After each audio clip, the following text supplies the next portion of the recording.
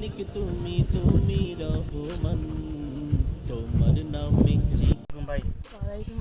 এই যে দেখেন ভাই, মোবাইল টিপতেছেন, এই মোবাইলে আমাদেরকে ধ্বংস করে দিতেছে। এটা পকেটে রেখে দেন ভাই।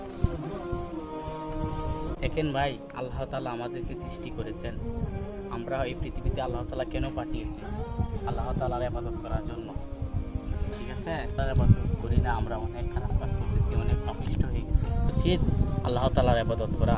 আজকে আমাদের শুক্রবার, সেই শুক্রবারে আমাদের অনেক ইবাদত করতে হবে।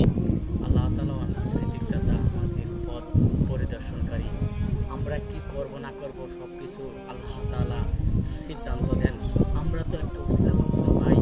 পৃথিবীটা হলো একটা পরীক্ষা কেন্দ্র, আমাদের উচিত সেই পরীক্ষায় পাশ করতে হবে। এক্সাম দিয়ে আমরা যদি পাশ না করতে পারি, আমাদেরকে তারা ফেল করে দেয়, পরবর্তী ক্লাসে আমরা উঠতে পারি না। তাহলেও আমাদের এই পৃথিবীতে পাঠিয়েছে পরীক্ষা হিসাবে। আমরা যদি ওই পরীক্ষায় পাশ না করতে পারি, তাহলে আমাদেরকে জাহান্নামের আগুনের ভয়ানক আগুনে আমাদেরকে শাস্তি দেবে। থেকে কি আমরা পারি না 5 ওয়াক্ত নামাজ আদায় করতে? আমরা কখনো খারাপ কাজ করব না, কারো কোনো কিছু মেরে দেব না, কারো গাছের ফল আমরা আনি খাবো না। আমরা কি পারি না এই খারাপ দিকগুলো বর্জন করতে? যাই হোক ভাই, আপনি অনেক সময় দিয়েছেন, আপনাকে অসংখ্য ধন্যবাদ।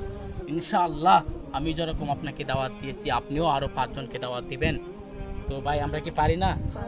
ইনশাআল্লাহ আল্লাহ তাআলা আপনাকে কবুল করুক, আমাদের সবাইকে সেই তৌফিক দান করুক। সকলে বলি আমিন। ধন্যবাদ ভাই।